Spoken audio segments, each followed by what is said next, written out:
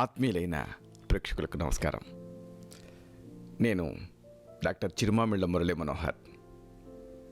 ఈ కార్యక్రమంలో ఒక ముఖ్యమైన ప్రధానమైన ఎంతోమందిని వేధించే సమస్య గురించి తెలుసుకోబోతున్నాం. ఇదే డిప్రెషన్, కుంగుబాటు. ఈ కుంగుబాటు మనుషుల్ని అతలాకుతలం చేస్తుంది. కేవలం బాధితులనే కాదు, కుటుంబ సభ్యుల్ని, స్నేహితుల్ని, ఇలాగా అందరినీ కూడా అతలాకుతలం చేసే ఈ సమస్య గురించి తెలుసుకుందాం. కుంగుబాటు గురించి తెలుసుకోవాలంటే దానికి దారితీసే కారణాల గురించి తెలుసుకోవాలి. అయితే మరి ఈ కారణాలు ఎలా తెలుస్తాయి? ఆయుర్వేదంలో త్రివిధ వ్యూహాలు ఉన్నాయి. దర్శన, స్పర్శన, ప్రశ్నహి అని. దర్శనం అంటే చూడటం, స్పర్శనం అంటే స్పర్శను చూసుకోవటం, ప్రశ్నహి అంటే ప్రశ్న పరీక్ష. కొన్ని రకాల భౌతిక సమస్యలని దర్శనంతో, స్పర్శనంతో తెలుసుకోవచ్చు. కానీ మానసిక సమస్యను ఎలా తెలుసుకోవాలి? ప్రశ్నహి అంటే ప్రశ్న పరీక్ష, ఇంట్రాగేషన్. మిమ్మల్ని మీరే ప్రశ్నించుకోవటం ద్వారా మీ కుంగుబాటుకి కారణం తెలుస్తుంది. అప్పుడు కారణం ఎప్పుడైతే తెలుస్తుందో దానికి సంబంధించి జాగ్రత్తలు తీసుకోవచ్చు. డిప్రెషన్ ఉన్నప్పుడు, కుంగుబాటు ఉన్నప్పుడు మొట్టమొదట మీరు ఆలోచించాల్సింది ఆందోళన గురించి. మీకు ఎప్పుడు కూడా ఆందోళనగా, భయంగా, దిక్కు తోచనట్లుగా అనిపిస్తూ ఉంటుందా అనేది ఆలోచించండి. ఒకవేళ అలా ఉంటే అప్పుడు మీ కుంగుబాటుకి కారణం మనోసంబంధ సమస్యలు అయి ఉండొచ్చు, అంటే సైకియాట్రిక్ డిజార్డర్స్ అయి ఉండొచ్చు. అలాగే మరొక విషయం, మీ బరువుని గమనించండి.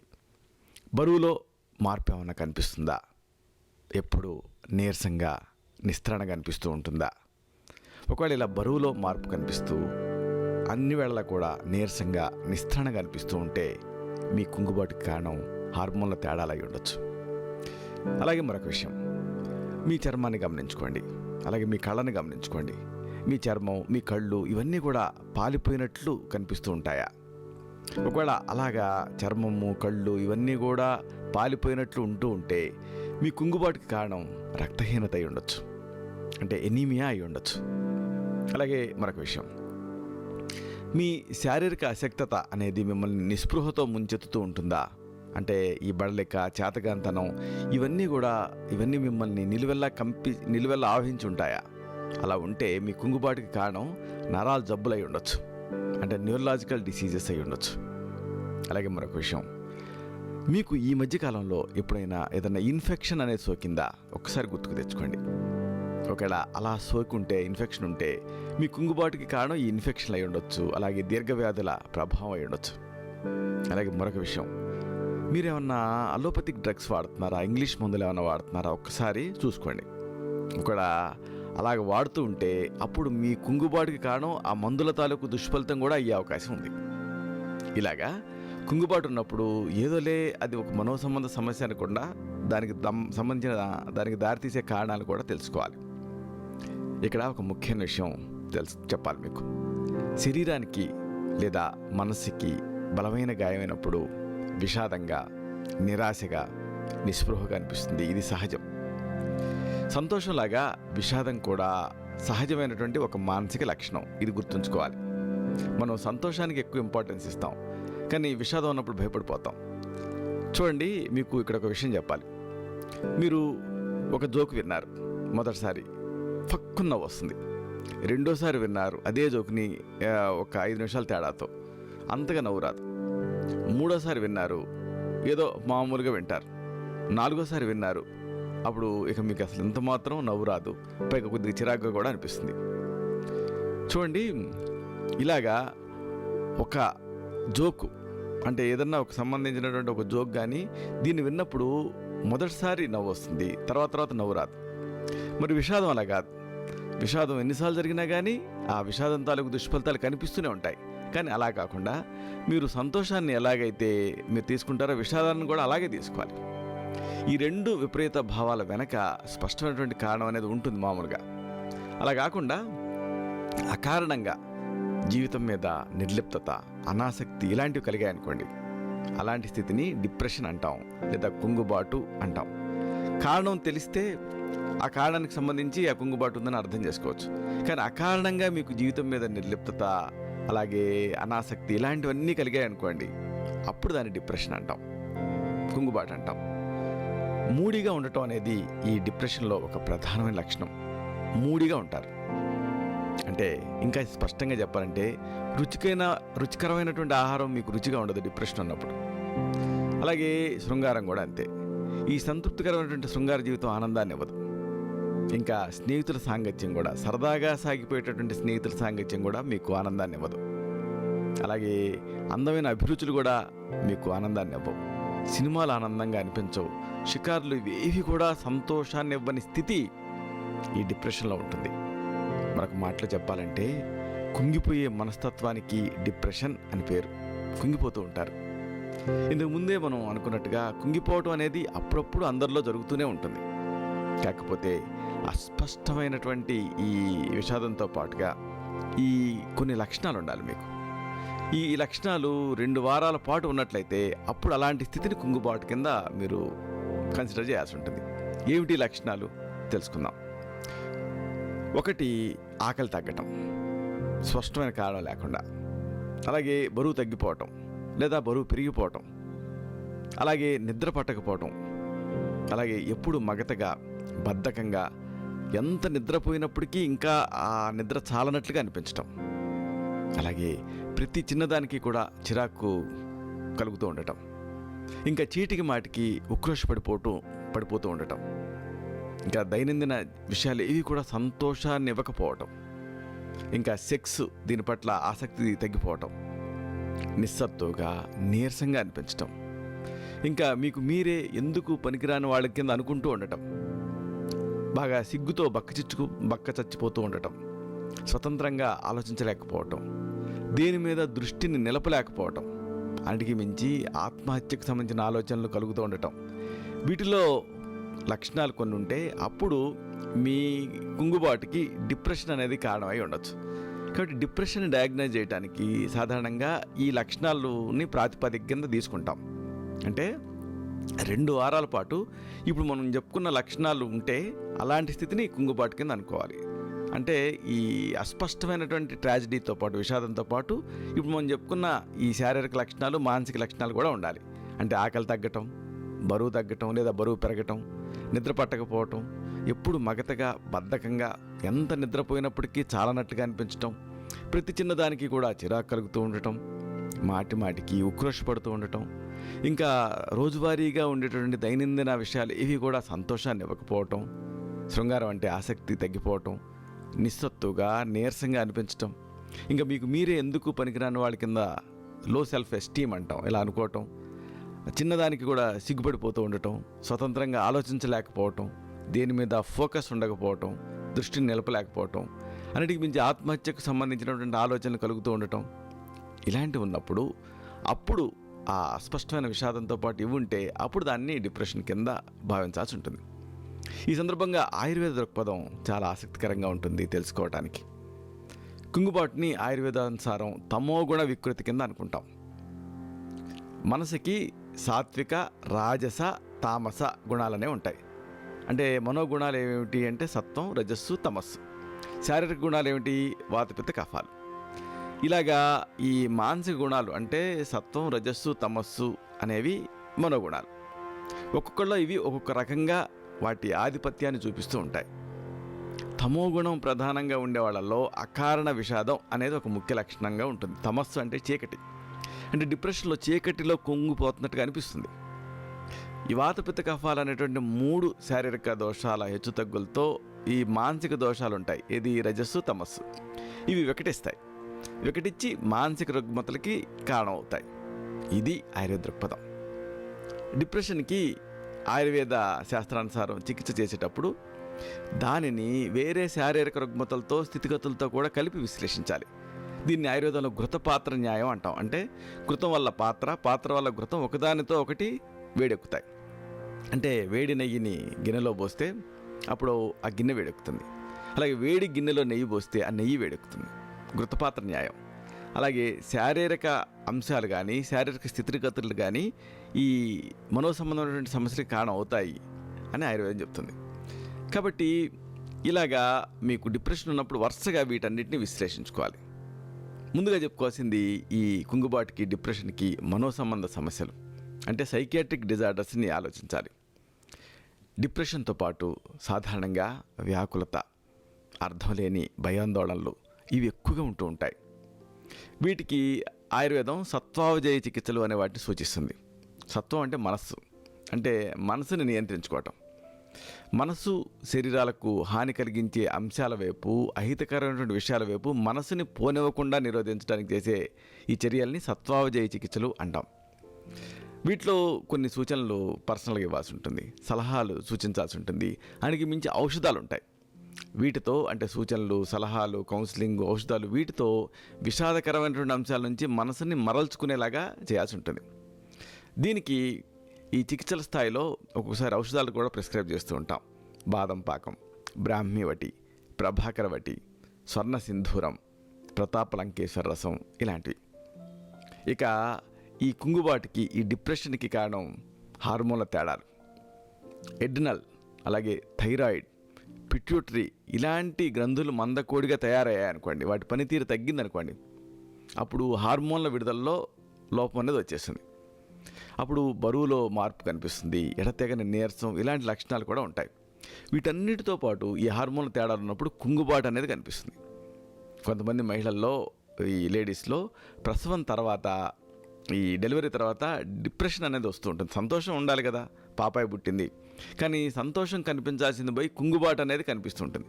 ఎందుకు అంటే వాళ్ళ శరీరంలో ఉన్నట్టుండి హార్మోన్ల తేడాలు వస్తాయి. దీంతో పోస్ట్ పార్టమ్ డిప్రెషన్ అనేది వస్తుంది.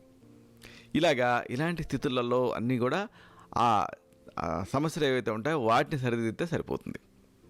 ఇక ఈ కుంగుబాటుకి, ఈ డిప్రెషన్ కారణం రక్తహీనత, అంటే ఎనీమియా. రక్తహీనతని కొన్ని చోట్ల తెల్ల కామెర్లు అంటూ ఉంటారు, మరికొన్ని ప్రదేశాలు అయితే ఉబ్బు కామెర్లను కూడా అంటుంటారు. నిజానికి కామెర్లు వేరు, రక్తహీనత వేరు. కాకపోతే కొన్ని రకాల కామెర్లలో ఈ రక్తహీనత, అలాగే శరీరం ఉబ్బరించి ఉంటూ ఉంటాం, ఇలాంటివి ఉంటూ ఉంటాయి. అందుకని బహుశా ఈ రక్తహీనతని ఉబ్బు కామెర్లు, తెల్ల కామెర్లు ఇలా అంటూ ఉంటారు. ఇక ప్రస్తుతం విషయానికి వస్తే, ఈ రక్తహీనతలో ఈ చర్మం పాలిపోయినట్టుగా కనిపిస్తూ ఉంటుంది, ఆయాసంగా అనిపిస్తుంది, అలాగే నీరసంగా అనిపిస్తుంది. ఇవే కాదు, కుంగుబాటు కూడా ఉంటుంది ఎనీమియా ఉన్నప్పుడు. అంటే కుంగుబాటు అనేది ప్రధానమైనటువంటి ఫిర్యాదు అయినప్పుడు దాని వెనక రక్తహీనత ఒక కారణం కింద ఉండే అవకాశం ఉంది. కాబట్టి ఇది ఆలోచించాలి. కుంగుబాటు ఉన్నప్పుడు సాధారణంగా దానికి కారణం రక్తహీనత అయినప్పుడు కొన్ని గృహ చికిత్సలు ఉంటాయి. ఉదాహరణకు ఒక 6 కిలోల ఉసిరికాయలు, అలాగే 3 కిలోల బెల్లం, ఈ రెండింటిని తీసుకోవాలి. ఒకదాని మీద మరొక దాన్ని పొరలుగా ఒక వాడేసిన మట్టి కుండలో పేర్చాలి. కుండపైన గాలి చొరబడకుండా మూకుడు పెట్టి పైనుంచి మందపాటి గుడ్డతో వాసికం కట్టాలి. ఇప్పుడు దీన్ని భూమిలో ఒక మండలం పాటు, అంటే 40 రోజుల పాటు పాతి పెట్టాలి. తర్వాత ఈ కుండను తీసి లోపల పదార్థాలు ఉంటాయో వీటిని బాగా కలిపి వారం పాటు అలా వదిలేయాలి. పైన ఒక రకమైన ద్రవం తేలుతుంది, దాన్ని పారబోసేసి మిగిలిన దాన్ని ఒక నిల్వ చేసుకొని పావు కప్పు మోతాదుగా రోజుకి 2 సార్లు తీసుకుంటూ ఉంటే రక్తహీనత తగ్గి, రక్తహీనత వల్ల వచ్చిన కుంగుబాటు తగ్గుతుంది. మరొక గృహ చికిత్స, కరక్కాయ చూర్ణాన్ని కానీ, శొంఠి పొడిని కానీ ఒక 1/2 చెంచాడు మోతాదుగా బెల్లంతో కలిపి రోజు 2 పూట్ల తీసుకుంటూ ఉంటే కొంతకాలం పాటు రక్తహీనత సమస్య నుంచి బయటపడతారు. అప్పుడు కుంగుబాటు అనేది ఉండదు. మరొక రక్తహీనతని సరిదిద్దే గృహ చికిత్స, చెరుకు రసాన్ని ఒక గ్లాసుడు చొప్పున రోజుకి కనీసం ఒకసారి చొప్పున తాగుతూ ఉంటే రక్తహీనత సమస్య నుంచి బయటపడతారు, కుంగుబాటు తగ్గుతుంది. మరొక చికిత్స, తిప్పతీగ, త్రిఫలాలు, అడ్డసరం, కటుక రోహిణి, నేలవేము, వేప పట్ట, వీటిని సమతూకంగా తీసుకోండి. నీళ్ళకి వేసి మరిగించి కషాయం కాయండి. దీన్ని రోజుకి 2 సార్లు తాగుతూ ఉండండి. రక్తహీనత నుంచి బయటపడతారు, అప్పుడు కుంగుబాటు తగ్గుతుంది. లేదు, మాకు ఒక మంచి ఆహార ఔషధం యాపిల్ రసాన్ని ఒక గ్లాసు చొప్పున ప్రతిరోజు ఆహారానికి ముందు 2 పూట్ల తీసుకుంటూ ఉంటే కూడా ఈ ఎనీమియా సమస్య నుంచి బయటపడతారు, అప్పుడు కుంగుబాటు తగ్గుతుంది. లేదా మరొకటి, 7 బాదం గింజల్ని వీటిని తీసుకొని నీళ్ళకి కలిపి ఒక 2 గంటల పాటు నానేసి ఉంచండి. తర్వాత పైన తోలు తీసేసి ముద్ద చేసి ప్రతిరోజు ఉదయం పూట 3 నెలల పాటు తీసుకోండి. అప్పుడు కూడా ఈ రక్తహీనత సమస్య తగ్గి కుంగుబాటు సమస్య తగ్గుతుంది. మరొక మంచి గృహ చికిత్స, నల్ల నువ్వులు, వీటిని నీళ్ళల్లో ఒక 2 గంటల పాటు నానేయండి. తర్వాత ముద్ద చేసి దానికి బెల్లం కలిపి దీన్ని పాలతో సహా తీసుకోండి. రక్తహీనత సమస్య తగ్గుతుంది, అప్పుడు కుంగుబాటు సమస్య తగ్గుతుంది. అవసరమైతే రక్తహీనతని తగ్గించడానికి లోహభాస్మం, పునర్నవాది మండూరం, కాంతవల్లభరసం, నవాయాసలోహం, ఆయుష్కృతి, భృంగరాజాసవం, పునర్నవారిష్టం, నవాయాస చూర్ణం, మండూర భస్మం, ధాత్రిలోహం, లోకనాథరసం, తాప్యాది లోహం, లోహాసవం, ఇలాంటి వాటిలో అనువైన దాన్ని ప్రిస్క్రైబ్ చేయాల్సి ఉంటుంది. ఇక ఈ కుంగుబాటుకి, ఈ డిప్రెషన్కి కారణం నరాల జబ్బులు, అంటే న్యూరలాజికల్ డిసీజెస్ కూడా. పార్కిన్సన్స్ డిసీజ్, ఆయుర్వేదంలో కంపవాతం అంటాం. అలాగే పక్షవాతం, పెరాలసిస్, హెమిప్లేజియా, పారాప్లేజియా, ఇలా బ్రెయిన్ స్ట్రోక్స్ ఇలాంటివి. అలాగే అంగవైకల్యం, ఇలాంటి సమస్యలు వ్యక్తిగత జీవితం మీద విపరీతమైన ప్రభావం చూపిస్తాయి. ఈ అసాధ్య వ్యాధుల వల్ల నిస్పృహ అనేది వచ్చేస్తుంది. ఇంకా తగ్గదేమో ఈ వ్యాధి అంటంతో డిప్రెషన్ వస్తుంది. ఒక్కోసారి మల్టిపుల్ స్క్లెరోసిస్ ఇలాంటి వ్యాధుల్లో ప్రధాన లక్షణంగా కుంగుబాటు కనిపించే అవకాశం కూడా ఉంది. ఈ వ్యాధులకి చికిత్స తీసుకుంటే కుంగుబాటు అనేది దాని అంతటా అదే తగ్గిపోతుంది. ఇలాంటి దీర్ఘ వ్యాధులకి ఆయుర్వేదంలో చాలా అద్భుతమైన చికిత్సలు ఉంటాయి. వీటిని తగిన వైద్య సలహాతో వాడితే ఈ ట్రీట్మెంట్స్ని ఈ సమస్య నుంచి బయటపడతారు. కాబట్టి ఈ డిప్రెషన్ నుంచి బయటపడతారు. ఇక ఈ కుంగుబాటుకి మరో కారణం ఇన్ఫెక్షన్లు, అలాగే దీర్ఘవ్యాధుల ప్రభావం, ఫ్లూ, అలాగే హెపటైటిస్, ఎయిడ్స్ ఇలాంటి వైరల్ ఇన్ఫెక్షన్తో కుంగుబాటు అనేది వస్తుంది. ఒక్కోసారి క్యాన్సర్ లాంటి వ్యాధుల్లో ఇక మరణం అనివార్యం అని తెలిసినప్పుడు తీవ్రమైనటువంటి కుంగుబాటు అనేది కలుగుతుంది. కానీ నిజానికి ఇలాంటి దీర్ఘవ్యాధులలో ఈ వ్యాధుల కంటే ఈ కుంగుబాటే మనుషుల్ని ప్రధానంగా దెబ్బతీస్తుంది.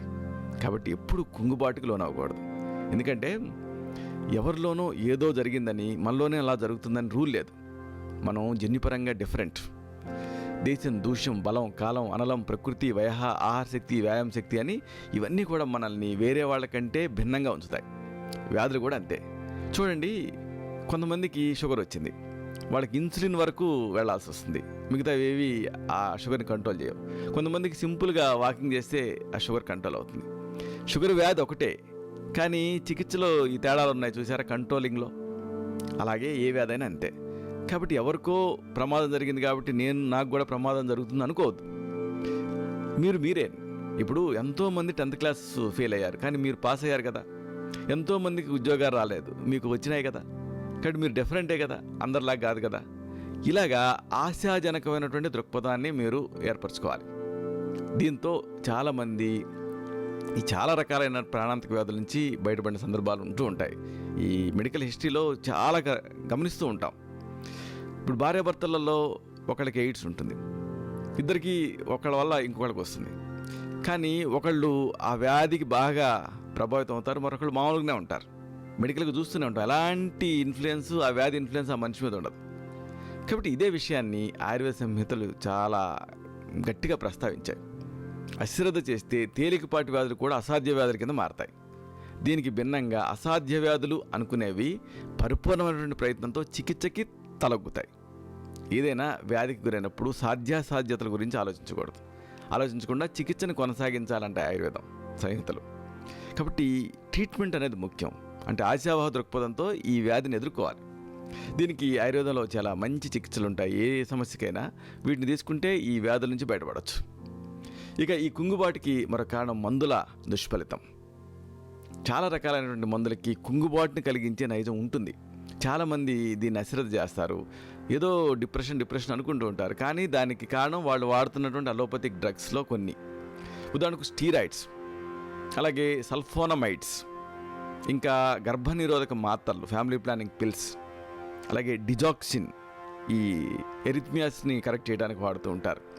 అలాగే క్షయవ్యాధిలో వాడేటటువంటి ఐసోనియాజైడ్, అలాగే బార్బిట్యురేట్స్ ఈ మత్తుని కలిగించడానికి వాడుతూ ఉంటారు. ఇంకా రక్తపోటులో వాడేటటువంటి కొన్ని మందులు, ఇలాంటి వాటికి డిప్రెషన్ని కలిగించే తత్వం ఉంటుంది. కాబట్టి మీ కుంగుబాటు వెనక ఈ మందుల ప్రభావం ఏదన్నా ఉందా అనేది మీరు ఆలోచించాలి.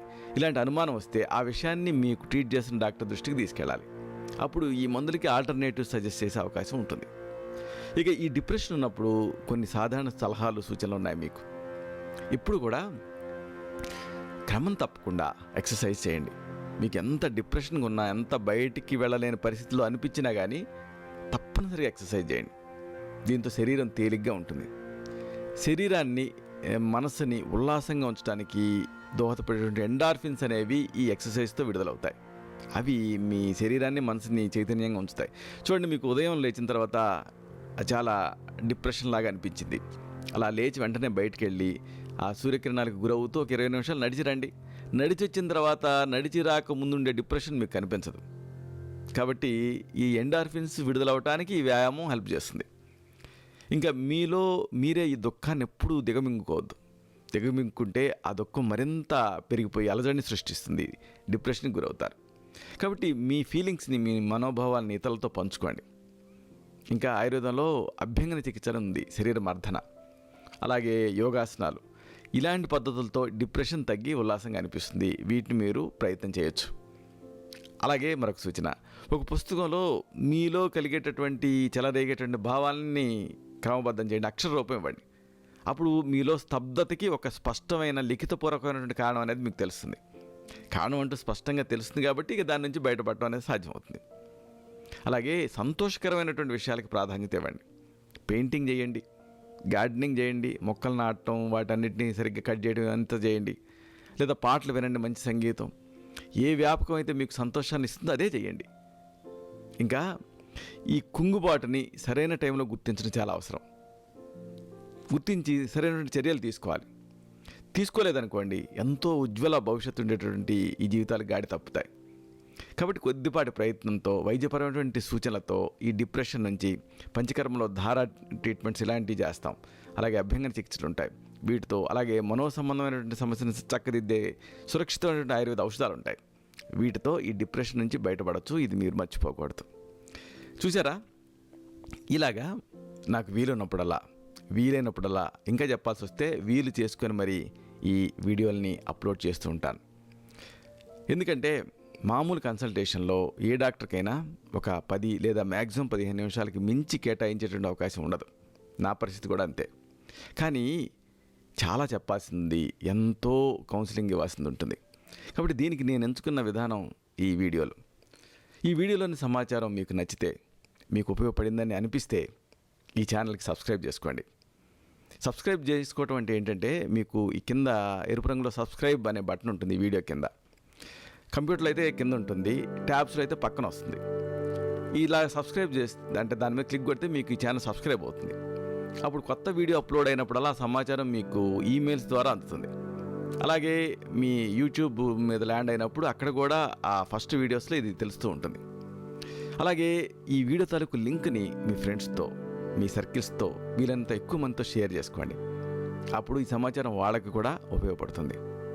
ఇలాంటి మరొక ఆసక్తికరమైన విషయాన్ని తిరిగి ఇదే కార్యక్రమాల పరంపరలో మనం కలుసుకున్నప్పుడు సవివరంగా, సశాస్త్రీయంగా, సమగ్రంగా తెలుసుకుందాం. శతం జీవ శరదో వర్ధమానః, శతం హేమంతాన్ శతం వసంతాన్. 100 శరత్తులు, 100 హేమంతాలు, 100 వసంతాలు వర్ధిల్లుతూ జీవించండి. శుభం.